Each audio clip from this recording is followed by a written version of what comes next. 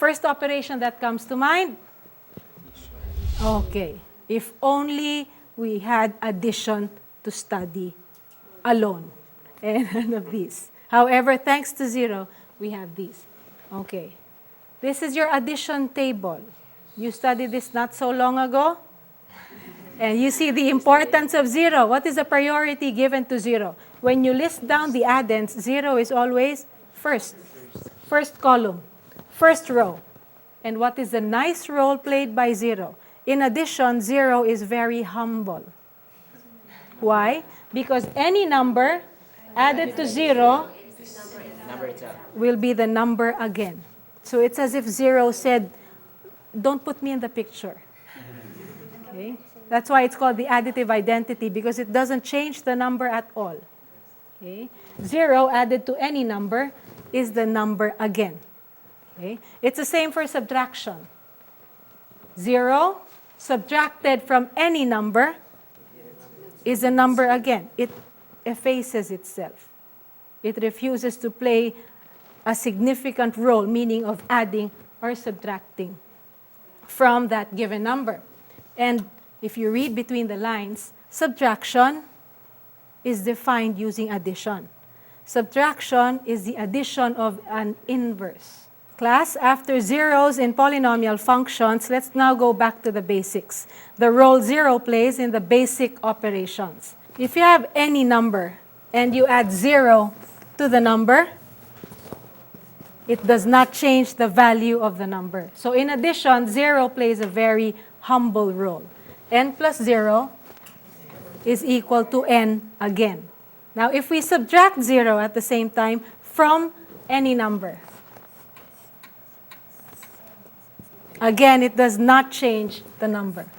So you can say, okay, fine, 0 plays a humble role. If we look at subtraction again, A minus B is defined to be the addition to A of the additive inverse of B, or negative B.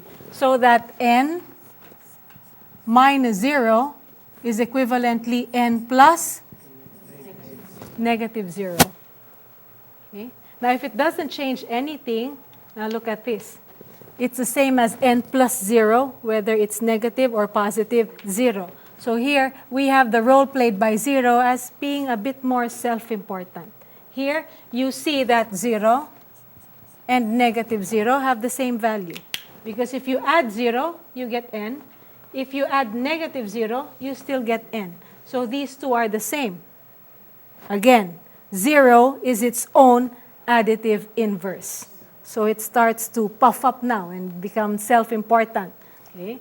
Now, what if any number is multiplied by 0? See? Now, I already didn't take any role in addition and subtraction. So now 0 asserts itself and say, okay, you try multiplying by me, you'll get me. So n times 0 is equal to 0. Okay? So now it's giving itself importance. No problem at all so far. Now 0 becomes problematic. It starts to act up from being very well behaved to getting some airs and then being downright problematic when n is divided by 0. It is not content to just get 0 back again. You multiply any number by 0. Again, look, 0 is the priority. It's up there. First row, first column. And the first column is all 0. The first row is all 0. 0 says, okay, this time it's all me. But in division now, I'll start giving you problems. Let's see, the wonder, that is 0. Okay. Not really problems, but something to you, or something for you to wonder. Okay?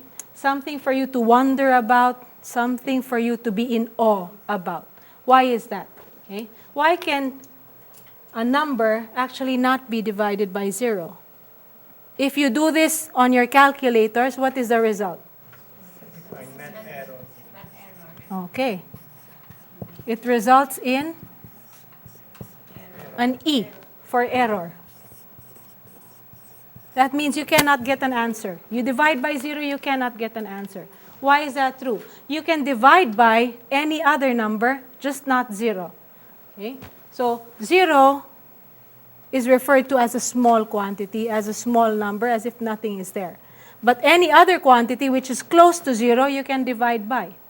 For example, take n equals 100.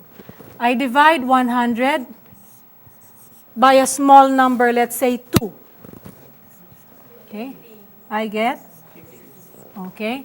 I divide it by a smaller number, 1. I get 100. Now look at this series, class. I divide this by 1/2. I divide 100 by 1/10, smaller and smaller. I divide 100 by 1/1000. I divide 100 by 1/1,000,000. So look at my divisors. My divisors are approaching 0. Smaller and smaller and smaller. And look at what happens upon division. 100 divided by 1/2. Okay. So this is halved. This remains.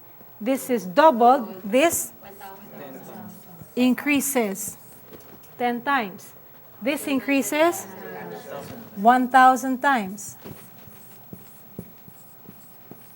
And this increases 1,000,000 times. Okay?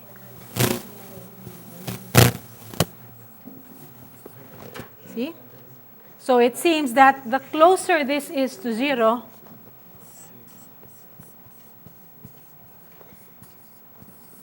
this becomes very, very large. So coming back from division by a number closer to 0 gives you something very, very large. We can generalize and say if 100 is divided by a number where n approaches 0, gives us what result? 100 over n, the fraction is going to approach, okay, what term do we use for something very, very large? Something that continues to grow indefinitely? Infinity. Good. This goes to infinity. Okay. So now we see why we result in an error. Because infinity is not a definite value that the calculator can put in that screen. So it just says it goes indefinitely. It grows indefinitely if it's positive. It goes indefinitely to the left without end if you have a negative fraction. So this is a difficulty of dividing any number n by 0. Okay? But by any number n here, we may be thinking, does this fraction include 0? Okay? So here there's still 1 0. We make the assumption for now that n was not 0 initially. If n is anything which is not 0, you try dividing it by 0, you result in something very, very large or very, very small, enough to say that you cannot pinpoint that value. That value does not exist.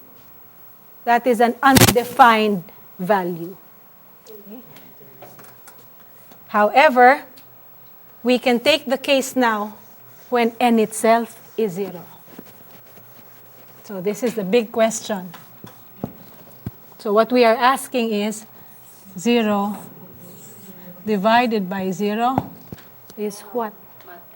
Okay? You think if 1 0 present already gives you an error, then 2 zeros present might give you an even bigger error. Let's see. It's not called an error, but this is the bigger puzzle given by 2 zeros. Now let's take it from multiplication. If subtraction is the inverse of addition, division is the inverse of multiplication. So if we have any number times 0, taking it from the third equation here, class, 1 times 0 is 0. 2 times 0 is 0. 3 times 0 is 0. And indeed, for this set of numbers, down the line, n times 0 is 0. Now, I'll do the opposite. So we recall that if 2 times 3 is equal to 6, then 2 is 6 divided by 3, right? So using the same equivalence, this means that 1 is 0 divided by 0. 2 is 0 divided by 0. 3 is 0 divided by 0. Now, class, it's not just 1, it's not just 2, it's not just 3. It's any n. Therefore, 0 divided by 0, yes, is indeterminate. It's as if you want to ask, make up your mind. Are you 1, 2, 3, 4, n? What are you? Indeterminate. And that is one of the problems given to us by 0. There are many indeterminate forms. This is not the only one. You can think of 0 divided by 0, 0 as an exponent, 0 not just as a divisor, right? 0 as a base, and so on. Okay, class, we already learned that when you divide 0 by 0, you get something indeterminate. Now, with respect to indeterminate forms, there are several. Let me show you one more example of an indeterminate form very quickly, just to show you how 0 indeed causes a lot of, I'll say, wonder. Not problems, but wonder. Okay, 0 raised to 0. Why is this a source of wonder? Well, first, 0 raised to any exponent. Any exponent, positive, negative, any exponent. 0 raised to any exponent is equal to 0. Why? Because an exponent connotes multiplication. And again, multiplication by 0 results in 0. Now here, n is taken not to be 0. On the other hand, if we take the base to be non-zero and we raise it to 0, we know laws on exponents say we can prove that this is equal to 1. Okay? So just off the top of your heads, we're not even proving this yet. But just by looking at it in this manner, 0 as a base should give us 0. 0 as an exponent should give us 1. Now 0 as both base and exponent will give us 0, 1, 0, 1.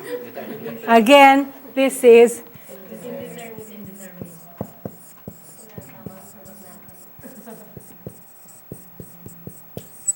indeterminate. And in this manner, you can recognize other indeterminate forms once you are introduced to other partners of 0. Well, the main partner of 0, which is infinity. The discovery of 0 will always stand out as one of the greatest single achievements of man.